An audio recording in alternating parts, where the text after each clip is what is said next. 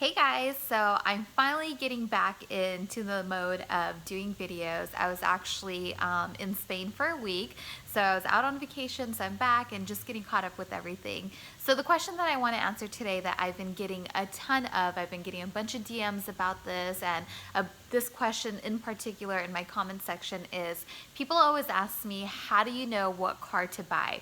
Or they ask me, hey, what car should I go buy to put on my Turo profile? So I'm here to answer that, and I'll give you a few simple steps that I use to decide what car I want to list, what car I want to add to my fleet. So basically what you have to do is, first and foremost, you have to do research, right? And I always tell this to everybody is that, off the bat, there is no one particular car that I can recommend to you and say, hey, go start with this car, put this on your profile, and it's gonna do great. Because it depends on so many variables, right? So the main thing being, where are you? Where are you located? What state are you in? What city are you in? What type of place is it? And based on that, that'll decide a big part of the type of car that you choose to buy and list onto your profile. And I'll use my my fleet for an example and where I'm located. So I'm here in Orange County, California. So I'm right next door to Los Angeles. And here in particular, we have a few key elements that are super important when people decide what kind of car it is that they want to rent. One is, obviously, we have really great weather almost year round. We have sunshine, really comfortable walking around weather. We're also an epicenter for a ton of things. A lot of people come into town for vacation, to hit the beaches. They come in town for work, for meetings, for conferences. A lot of people fly into town, into LA, and then head to Vegas. So, we have a lot of stuff working for us over here. And based on those elements, cars such as convertibles are really popular here. People want that very typical California experience with the top down. They want to enjoy the weather given the time of year.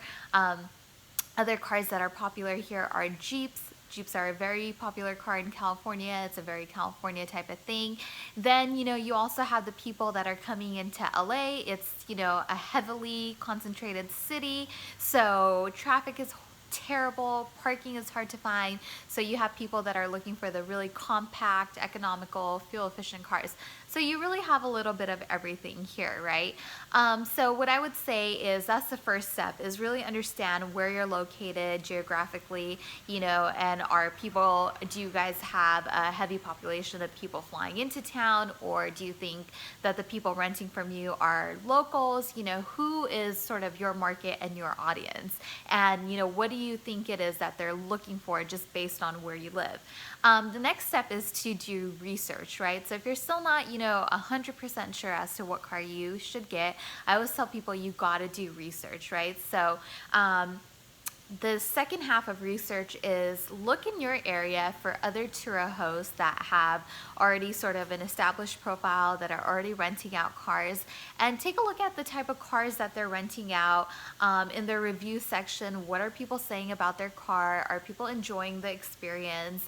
And do that research and figure out, and if you don't have somebody in your area that's doing it, find a city that's similar to where you are and find somebody there. I mean, there's a ton of ways to do research. Look at car rental companies in your area. What type of cars do they have? How often can you tell that people are renting from them based on the reviews that you see and things like that. Then I would say step 2 is really kind of deciding what it is, or I shouldn't say what it is, but what sort of category is it that you want to compete in, right? So that's the thing about joining a marketplace like Turo, is that you're competing with a ton of other people, and you have to look at it like that so that you can set up your listings accordingly, and so that this can be profitable for you, if being profitable is your goal, which I think it is for most people. Sorry about that, I totally lost my train of thought for a second. So you really want to decide what category you want to compete in. Do you want to compete in the economical cars? Do you want to compete in exotic cars? Do you want to compete in, four-wheel drive cars, depending on where you are. Do you want to be in luxury cars? What is it that you want to offer? And another thing you can actually do is go on Turo and go through the process of actually renting a car. And one of the things that you'll see in the filters section of while you're going through the process of renting a car is all the different categories that they have. And they have tons of categories, everything from luxury to fast and fun, economical, fuel efficient, family cars, cars for business. So take a look at those categories, and that'll help you kind of narrow down where it is that you want to be. And then the third step, and I think the most important step, is that it all comes down to math and the numbers, right? So you got to figure out what is your buying power if you're looking to go out and buy a vehicle that you're going to list on Turo. You know, kind of what kind of financial situation are you in? How have you figured out that you could buy a car? And do the numbers make sense? So a lot of times, you know, I get people that'll tell me, oh, hey, you know, I'm thinking about buying this car. This is what my car payment comes out to be. With my insurance, it equals out X amount. What do you think?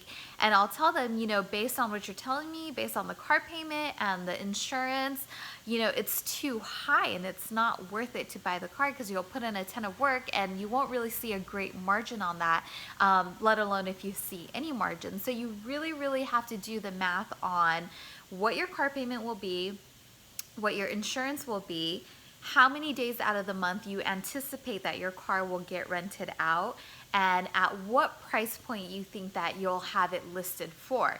And again, you can do this research on Turo by looking at similar cars in your category and seeing how they're performing and what price points they're at. Now, a lot of this also really, really depends on how you set up your listing, right? So are you somebody that's just trying to do this part-time and you're only gonna have your car available on the weekends? Are you somebody that has a situation to where you can have your car available 24/7? So it's how much value your listing offers. And sometimes the amount of value that your listing offers outweighs the type of car that you have for a lot of renters, right? Because people have different specifications. You know, they're looking to pick up the car at the airport, or they have a really early flight in the morning. Can you be there early? Can the car be available? Can they come pick it up really early or really late, right? So it really depends on what you have to offer to the marketplace. The more value you offer, the more likely you are to capture a rental versus your competition. So those are all things that you have to take into account when you're kind of trying to figure out, you know, the math and if it's worth it and if it can meet whatever it is your goal is in terms of making money, right? And of course, first and foremost, you always want to make sure that it covers your car payment and your insurance, right? You have to cover your costs on that. And then once you do that, do you have enough days in the month to create a margin that you're happy with? So really sit down, do those numbers, figure out what the math behind your car has to be based on how you're going to set up the listing, the type of car that it is, and you know what the going rate for that type of car is on the marketplace. And can you compete enough to get that business and get that rental for your car versus a renter going to somebody else's car? So I hope that helps you guys out. Again, research as much as you can. You know, try to make the best decision based on your findings and where you're located.